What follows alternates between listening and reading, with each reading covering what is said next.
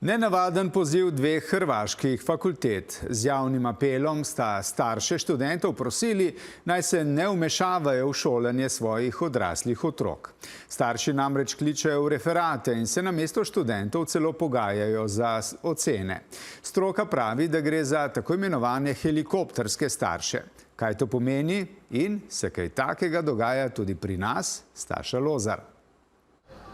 Spremljajo jih na vpise na govorilne ure, pišejo opravičila za izostanke, telefonarijo za višje ocene, da vse to počnejo starši, a ne osnovnošolcev ali dijakov, pač pa starši študentov, da bi jih odvrnili od pretiranega vpletanja v življenja potomcev, sta staršem Zagrebška stomatološka in fakulteta za politične vede poslali poziv. Pustite svoje otroke, naj bodo odrasli ljudje. Naši studenti nakon 6 godina postaju doktori dentalne medicine, od kojih se očekuje da budu kompetentni pružiti najvišu razinu stomatološke skrbi.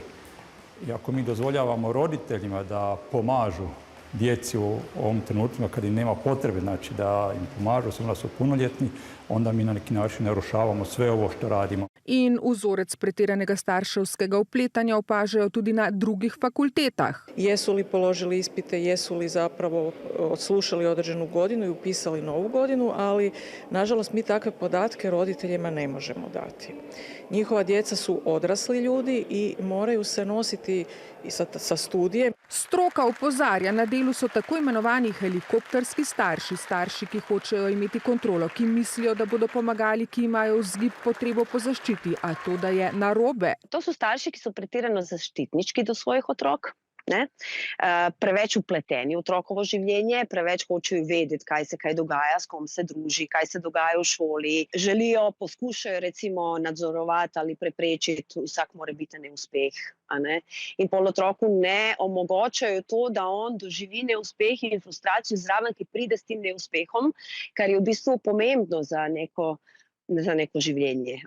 Ker ko se pojavi problem, ga mora študent rešiti sam. Podpora staršev šteje, a mora imeti mejo, kot dodaja sogovornica, da mladim ne vzamemo osebne izkušnje in da jim ne delamo sramote, tako pa na ljubljanskih ulicah. Ni v redu, če je preveč nadzora, ni v redu, če ga ni. Že zgodaj je treba začeti s tem.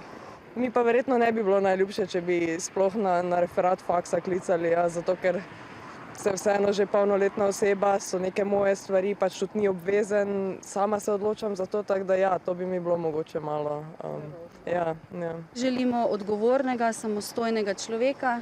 Prej, ko bo tako, lažje bo njemu in nam. Seveda je starševska skrb nezamenljiva, pa vendar, ali ni največji izraz ljubezni pustiti otroku samostojnost?